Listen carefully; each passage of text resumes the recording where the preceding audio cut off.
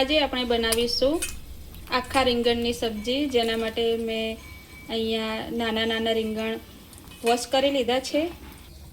અહીંયા મેં સિંગદાણા લઈ લીધા છે અને લાલ મરચું અને લીલું મરચું અને બહુ બધા ધાણા લઈ લીધા છે। શું એના માટે, જેના માટે સિંગદાણા અને એના માટે જીરું,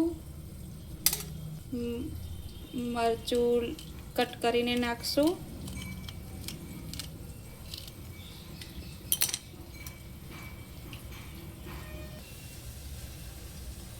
ધાણા નાખીશું,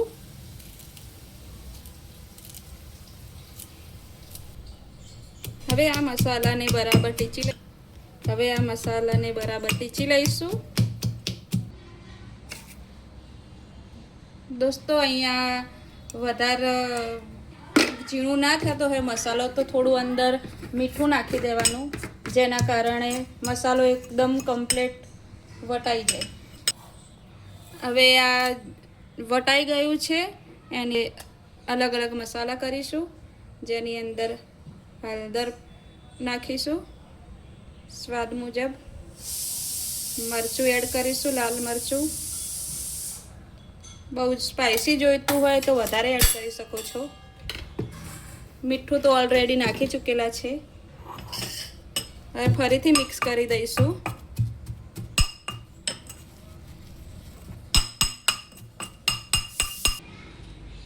હવે રીંગણને 4 ચીરીમાં કટ કરી લઈશું, એક ઊભી અને કાળી। વચ્ચે જોઈ લેવાનું કે અંદર કંઈ સડેલું હોય ના। બધા રીંગણને આવી રીતે કટ કરીને પાણીમાં જ રાખવાના છે, જેના કારણે રીંગણ કાળા ના પડી જાય।